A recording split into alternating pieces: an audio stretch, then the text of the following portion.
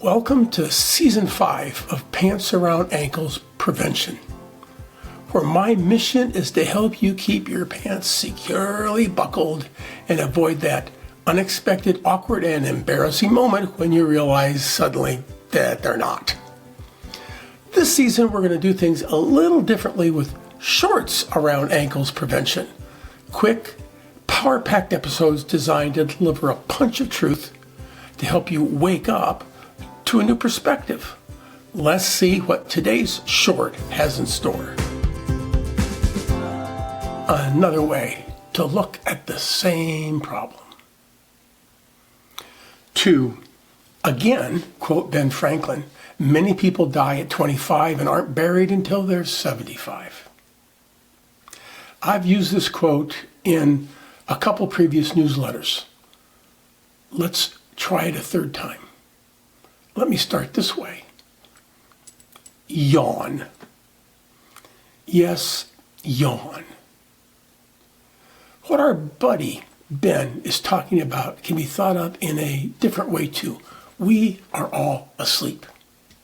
Oh, we're all running around extremely busy holding up umbrellas to stay dry, avoiding all the water. And that's only going to make sense to you if you read the last newsletter and are a paid subscriber. But busy requires effort, but not necessarily awareness. When we sleep at night, we lose most of our awareness of what's going on around us. We recognize that, but when our bodies are awake and our attention is distracted from who we are by what we're doing, we also have reduced awareness. We spend the day just going through the motions and bringing limited or no awareness to what we're doing. That's why many of the great spiritual teachers over the eons keep telling us that we need to wake up, that we are asleep.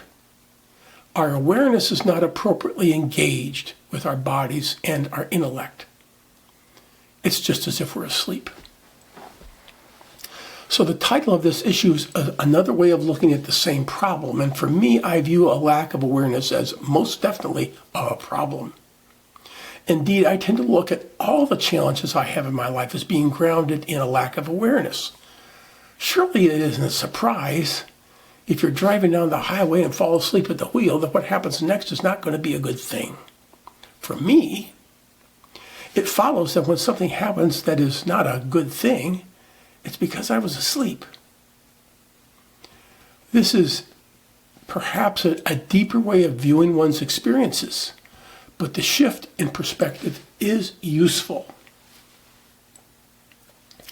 By the way, I'm not insisting that my way of thinking about this is the only way or my way is somehow better than other viewpoints, but I do find this way of thinking useful. Now, I've shared these ideas before with others, and those that I'm thinking of have tended to resist. They adopt an approach to their interaction with me that is combative. They tend to defend how they look at things.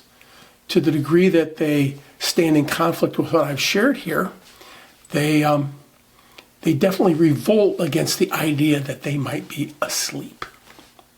And if that applies to you, please stop listening now, because you're not going to like what I have to say next. I didn't always approach it this way, but now, when that combative spirit appears, I tend to remind myself of a saying attributed to Robert Hayne. Never try to teach a pig to sing. It wastes your time and annoys the pig. I've learned that people don't like it if you awaken them from a deep sleep, if you shake them awake. So when the combative spirit appears, I tend to make a mental note of that and do my best to disengage. For me, though, this whole idea is freeing and stimulating. If I'm asleep, perhaps much of what I'm experiencing, perhaps all of it, is just a very real feeling dream. Wow, that adjusts my perspective, my perception, and my priorities. It also activates my awareness, which is the start of waking up. If you want to dig deeper into this with me, you might jump over to the Waking Up newsletter and subscribe, because I'm going to explore some ideas of how you can behave to make the expansion of awareness more likely. If you'd like a deeper dive into this topic, consider subscribing to our newsletter, Waking Up, where we will explore it in even more detail. And if you found this episode helpful, be sure to subscribe to the podcast so you never miss an episode.